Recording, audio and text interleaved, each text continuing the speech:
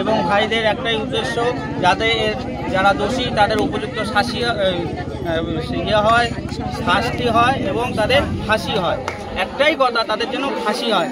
আর এরকম ঘটনা যাতে না হয় এবং আমার মা বোনেরা যাতে সুস্থ থাকতে পারে এবং তারা যাতে স্বাধীনভাবে রাস্তায় বেরাতে পারে, এর জন্য কোনো একটা প্রশাসনিক দিক দিয়ে স্টেপ নেওয়া উচিত।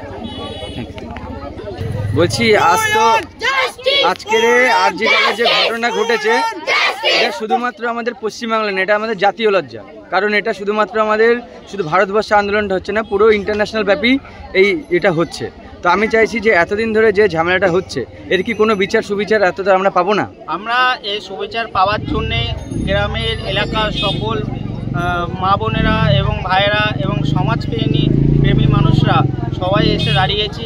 আমরা এর সুবিচার পাওয়ার জন্যই আমরা সরকারের কাছে এবং আইনের কাছে এর সঠিক বিচার আশা করেছি এবং আশা করব। আমরা নিজেরা আইন হাতে নেব না, আমরা এইটা বন্ধ করছি এবং যাতে আমাদের এই দাবি, আমাদের মা বোনেদের সুরক্ষার জন্য আইনগতভাবে স্টেপ নেওয়া হোক, এটাই আমরা চাই।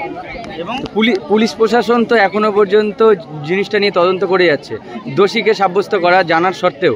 সেই বিষয়ে যারা যারা আন্দোলন করছে সবাই, আজকে আমাদের ঘরের মা বোনেরা যারা যারা নেমেছেন, তাদের পক্ষ থেকে আমি আজকে কিছু শুনতে চাই যে সবকিছু জানার সত্ত্বেও এখনো সবাই আমরা শান্তভাবেই সবকিছু। আজকে সবাই পথে নেমেছি, আমরা আজকে গোটা গ্রাম, গোটা পরিবার সবাই আমরা পথে নেমেছি, যাতে আসল দোষীরা শাস্তি পায়, অবিলম্বে তাদের যেন শাস্তি দেওয়া হয়।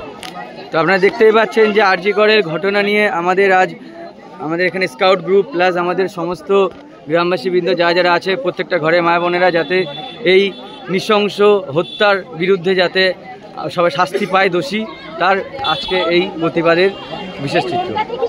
দর্শকদের ফাঁসি চাই, দর্শকদের ফাঁসি চাই, দর্শকদের ফাঁসি চাই, দর্শকদের ফাঁসি চাই, দর্শকদের ফাঁসি চাই, দর্শকদের ফাঁসি চাই, দর্শকদের ফাঁসি চাই, দর্শকদের ফাঁসি চাই, দর্শকদের ফাঁসি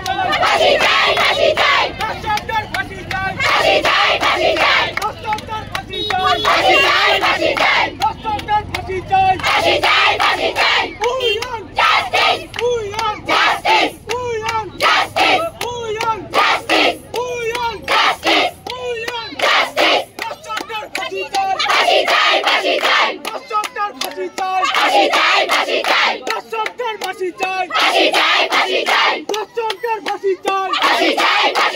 We want justice. We want justice. We want justice. We want justice. We want justice. We want justice. We want justice. We want justice. We want justice. দর্শকদের ফাঁসি চাই, দর্শকদের ফাঁসি চাই, দর্শকদের ফাঁসি চাই, দর্শকদের